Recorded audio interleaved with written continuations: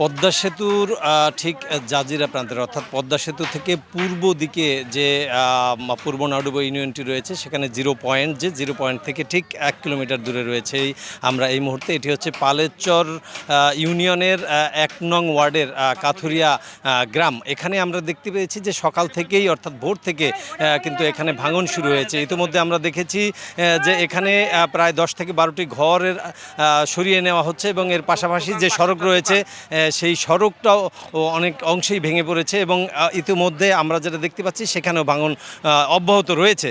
আপনারা নিশ্চয়ই দেখতে পাচ্ছেন যেই সড়কটি এখানে রয়েছে সেই সড়কটি কিন্তু কাথুরিয়াকান্দি থেকে শুরু করে পূর্ব নাডুবা এলাকায় যাওয়ার জন্য একমাত্র সড়ক ছিল যেটি পদ্মার পারে, কিন্তু সেই সড়কটি কিছুক্ষণ আগেই অর্থাৎ মিনিট 10-এর ভিতরে কিন্তু এভাবেই ভেঙে পড়ে গেছে এবং আমরা দেখেছি যে এখানে ঠিক সড়কের পাশে বা নদীর পারে কিন্তু বেশ কয়েকটি দোকান ছিল, প্রায় 5 থেকে 6টি। সেই দোকান ঘরগুলো ইতিমধ্যে সরিয়ে নেওয়া হয়েছে। পাশাপাশি আমরা দেখেছি যে এখানে পানি উন্নয়ন বোর্ড কিন্তু তারা জায়গাগুলোতে যেখানে ভাঙন রয়েছে সেখানে তারা জিও ব্যাগ ফেলে তারা কিন্তু চেষ্টা করছে নদী ভাঙন রোধ করার জন্য, কিন্তু সেই রোধ করার যে অবস্থাটি সেটি কিন্তু আসলে তৈরি করা সম্ভব হচ্ছে না, কারণ ভাঙনের তীব্রতাটা আসলে এতই বেশি। আমরা দেখতে পাচ্ছি এখানে যে সাধারণ মানুষগুলো রয়েছে তারা কিন্তু অনেক সময় ঝুঁকি নিয়েই এখানে তারা যাতায়াত করছে। এই মুহূর্তে আমরা দেখতে পাচ্ছি যে সড়কের ঠিক বড় একটি অংশ কিন্তু পদ্মা নদীতে বিলীন হয়ে যাচ্ছে। এই পরিস্থিতি কিন্তু আমরা এখন নয়, শুধু খুব ভোর থেকে, অর্থাৎ আমরা এখানে স্থানীয়দের কাছ থেকে যেটা শুনেছি যে গতকাল রাত থেকেই এই ভাঙন শুরু হয়েছে এবং সেই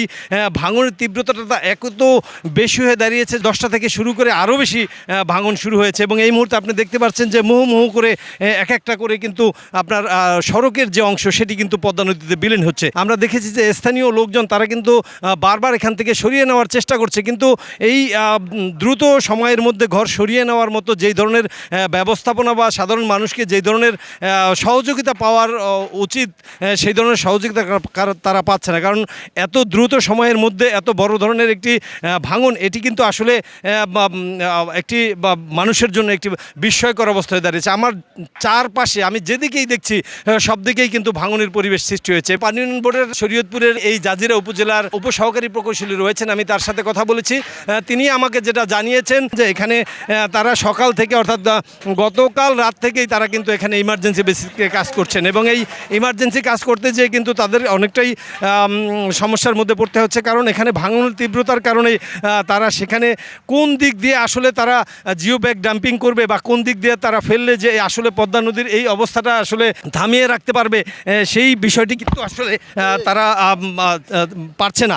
আমাদের এখানে স্থানীয় লোকজন যেটা জানিয়েছেন যে আসলে এভাবে করে এই পদ্মা নদীর যে তীব্র ভাঙন এটাকে আসলে রোধ করা কোনোভাবেই সম্ভব না। এটিকে যদি রোধ করতে হয় সেই ক্ষেত্রে এখানে স্থায়ীভাবে কাজ করতে হবে, অন্যথায় এই পদ্মার যে তীব্র ভাঙন এই তীব্র ভাঙন রোধ করা কোনোভাবেই সম্ভব না বলে মনে করছেন স্থানীয়রা। বিএম ইসরাফিল, সময় সংবাদ, শরীয়তপুর।